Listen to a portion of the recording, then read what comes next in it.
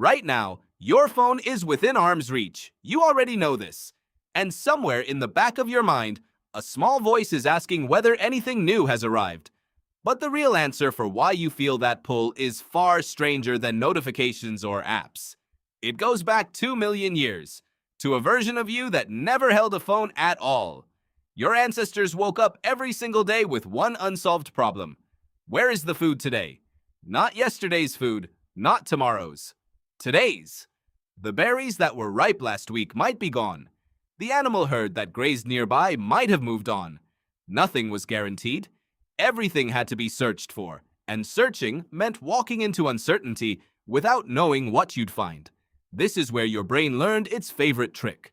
In the 1950s, a psychologist named B.F. Skinner ran an experiment with pigeons and a lever.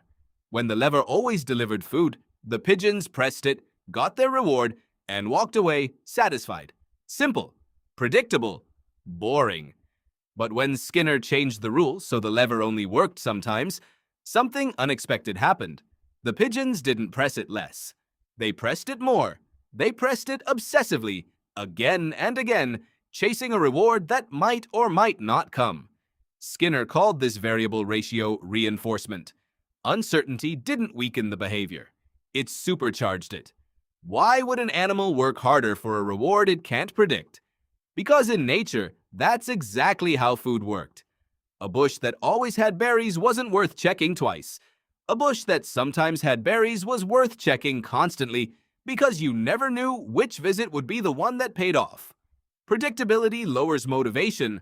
Uncertainty raises it.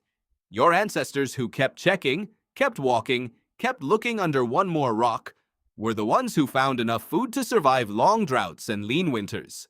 Decades after Skinner's pigeons, a neuroscientist named Wolfram Schultz found the biological reason this happens. Studying the brains of monkeys, Schultz discovered that dopamine, the chemical linked to motivation and pleasure, doesn't spike most strongly when a reward arrives. It spikes most strongly in the moment right before you know whether the reward is coming. Read that again. The peak isn't the discovery. It's the anticipation of the discovery. Your brain isn't built to reward you for having something. It's built to reward you for wondering whether you're about to get something.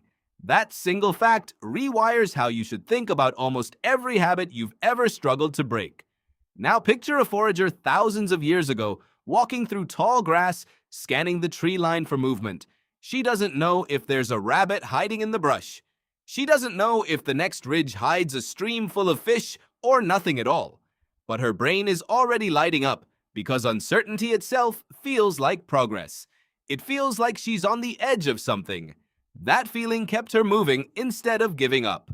There's a name for the mathematics behind this instinct.